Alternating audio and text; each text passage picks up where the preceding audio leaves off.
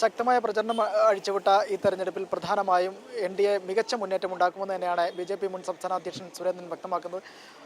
ഈ ഒരു തെരഞ്ഞെടുപ്പിൽ മറ്റ് പ്രാദേശിക വിഷയങ്ങൾക്കുപരിയായിട്ട് സംസ്ഥാന വിഷയങ്ങൾ കൂടി കടന്നു വന്നൊരു പ്രചരണ വിഷയം കൂടിയായിരുന്നു ഇത്തവണത്തെ ഈ ഒരു തെരഞ്ഞെടുപ്പിൽ. പഞ്ചായത്ത് കോർപ്പറേഷൻ തെരഞ്ഞെടുപ്പുകളിലടക്കം എങ്ങനെയാണ് പ്രധാനമായും ഈ ഒരു തെരഞ്ഞെടുപ്പിൽ പ്രചാരണ വിഷയങ്ങൾ ഏറെ ഗുണം ചെയ്യും?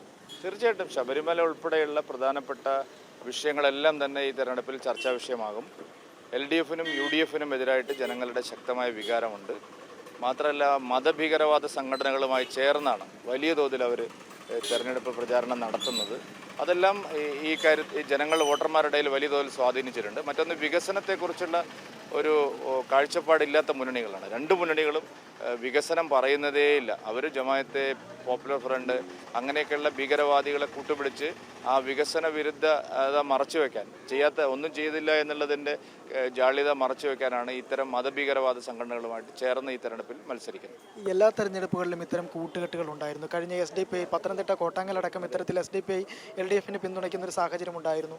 ഇത്തവണ അത് പരസ്യമായിട്ട് പരസ്പരം പറയുമ്പോഴും ഇത്തവണ വ്യാപകമായും പരസ്യമായിട്ടുമാണ്. ഞാൻ കണ്ടിരുന്ന എല്ലാ വാർഡുകളിലും, പ്രത്യേകിച്ച് കോഴിക്കോട് കോർപ്പറേഷൻ പോലുള്ള സ്ഥലങ്ങളിലെല്ലാം നേരെ PFI നേതാക്കൾ CPMന് കൂടെ പ്രചരണം നടത്തുകയാണ്. ജമാഅത്തെ ഇസ്ലാമിക്ക് സീറ്റ് കൊടുത്ത് അവരുടെ സംസ്ഥാന നേതാക്കൾ അവിടെ നിരങ്ങുകയാണ്. നമ്മുടെ മതേതര കേരളം എന്ന് പറയുന്ന ഒരു നാട്ടിലാണ് ഇത്രയും വൃത്തികേട് LDFും UDFും കാണിക്കുന്നത്. മറ്റൊരു വിഷയം എന്ന് പറഞ്ഞാൽ ശബരിമല സ്വർണ്ണക്കവർച്ചലടക്കം ബോർഡ് ഉദ്യോഗസ്ഥരിൽ നിന്ന് മറ്റ് ഇടങ്ങളിലേക്ക് അന്വേഷണം പോകുന്നില്ല. ബോർഡ് ഉദ്യോഗസ്ഥരിൽ തന്നെയാണ് നിലകൊള്ളുന്നത്. രാഷ്ട്രീയ കേന്ദ്രങ്ങളിലേക്ക് അന്വേഷണം പോകുന്നേയില്ല. കടകംപള്ളി സുരേന്ദ്രനെ കുറിച്ചും വാസവനെ കുറിച്ചുമെല്ലാം ഈ അന്വേഷണത്തിന്റെ സംഘത്തിന് ലഭിച്ചിരിക്കുന്ന തെളിവുകൾ എവിടെ? എന്തുകൊണ്ടാണ് അവരെ ചോദ്യം ചെയ്യാത്തത്? ആ നിലയിൽ ഈ അന്വേഷണം പൂർണ്ണമായും അട്ടിമറിക്കപ്പെട്ടിരിക്കുകയാണ്. മറ്റൊരു വിഷയം, രാഹുൽ മാങ്കൂട്ടൽ വിഷയം. ഈ രണ്ടാമതൊരു കേസും കൂടി വരുമ്പോൾ ഹൈക്കോടതിയിൽ നിന്ന് മുൻകൂർ ജാമ്യം തേടുന്നു. അതിനുശേഷവും പോലീസിന് കണ്ടുപിടിക്കാൻ പറ്റാത്തൊരു സാഹചര്യം.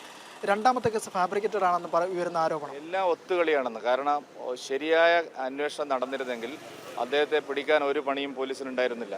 പക്ഷേ രാഹുൽ മാങ്കൂട്ടത്തിനെ സഹായിക്കാൻ ഭരണകക്ഷിയിലും പ്രതിപക്ഷത്തിലും കുറേ ലോബികൾ പ്രവർത്തിക്കുന്നുണ്ട്. കാരണം UDF ആണെങ്കിലും ഇവിടെ എല്ലാ കേസുകളിലും ഒത്തുകളിയാണ്. അതുകൊണ്ട് രാഹുൽ മാങ്കൂട്ടത്തിനെ രക്ഷിച്ചത് പോലീസ് തന്നെയാണ്. ആ കേസ് ദുർബലമായിട്ടുണ്ടെങ്കിൽ അതിന് ഉത്തരവാദി ആഭ്യന്തര വകുപ്പും പോലീസുമാണ്. ഒരു കാര്യം കൂടി, അവസാനമായി പോളിംഗ് തുടക്കത്തിൽ തന്നെ ഒരു ഉയരുന്ന ഇതിലേക്ക് വരുന്നു. വോട്ടർമാരുടെ ഒരു നീണ്ട നിര തന്നെയാണ് പല ബൂത്തുകളിലുള്ളത്. എത്രത്തോളം ഒരു പ്രതീക്ഷയാണ്? തീർച്ചയായിട്ടും നല്ല ശുഭപ്രതീക്ഷയാണ്. ഞങ്ങൾ പ്രധാനപ്പെട്ട പല തദ്ദേശ സ്ഥാപനങ്ങളിലും നേരത്തെ നടന്നതിൽ വലിയ മുന്നേറ്റം ഉണ്ടായിട്ടുണ്ട്.